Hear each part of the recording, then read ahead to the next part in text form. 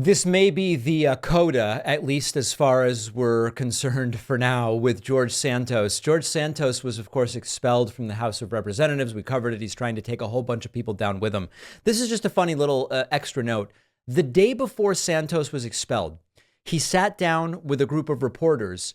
And even though he is in a gay marriage, he criticized gay marriage. He condemned the very institution that he participates in. Business Insider reports. George Santos sat down with a group of reporters the day before he was expelled. He criticized the institution of same-sex marriage, saying he prefers civil unions. To force that on society was a problem. One of the article reads, one of the less recognized about Santos was his status as the first non-incumbent, openly gay Republican elected to Congress. In the sit-down, he took a swipe at what most consider to be an achievement of the LGBTQ rights movement. He said, I was an opposer of gay marriage. It just so happened that he said this on the day of the 2-year anniversary of his own gay marriage to his husband, Matt. Santos entered into the marriage, quote, because it was an option, but he did not believe it should be called marriage and that the government should not be involved in the institution. There are pictures of Santos with his husband, and it says, I thought it should have been a civil union. It would have given us the same benefits, the same rights under the law. Making it marriage was never the business of the government. I'm not saying I oppose just gay marriage. I oppose marriage by the government in general. To force that on society was a problem. That is why we're still debating right, which is sort of like completely incoherent in every way. First of all, the idea that by making gay marriage legal, gay marriage was foisted, or who was it that said foisted? Was it Bush? I don't remember. Trump, I think. The idea that it was forced upon people, you don't have to do it. You actually don't really need to do it at all. And in fact, for people who say, well, you know, once it's legal, you kind of have to do it because otherwise you don't get all of the same benefits. That's really not true. If your concerns are financial, you can put in place an estate plan where you are providing the exact same circumstances that a marriage would provide. If it comes to medical decisions or visitation or different things, you can put in place a document. Like if George Santos was really committed to the fact that he believes the legalization of gay marriage was something that was forced upon the people, and he wants to show his opposition to it by not participating, but he just needs these tangible benefits. You go to a lawyer, you tell them what you want, and you do it. Okay, what about the tax benefits? Fine.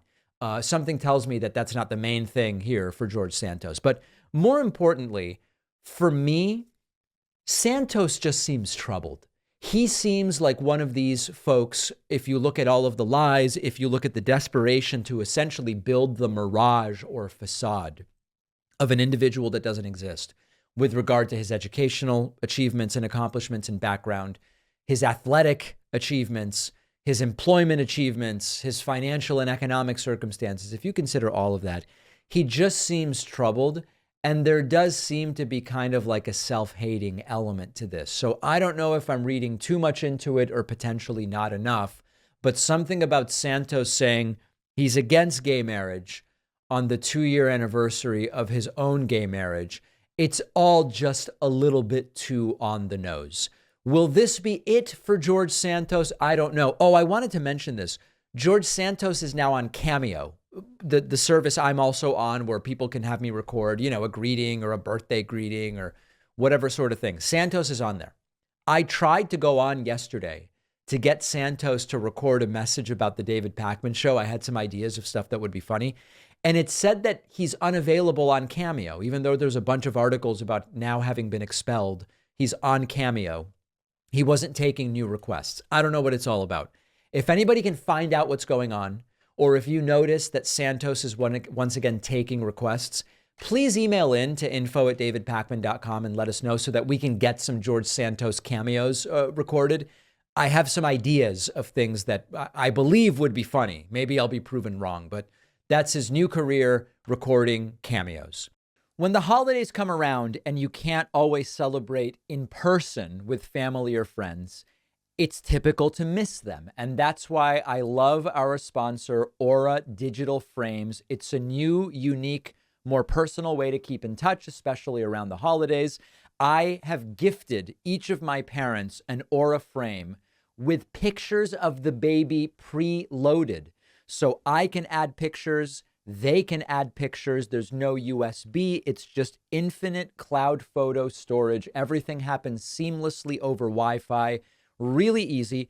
Give your loved one the best gift ever this year. See why Aura was named the #1 digital frame by the New York Times, Wired, and others. And you'll get $30 off their best-selling frames when you go to auraframes.com/Pacman and use the code Pacman. The frames sell out quickly. Get yours before they are gone. The link is down below.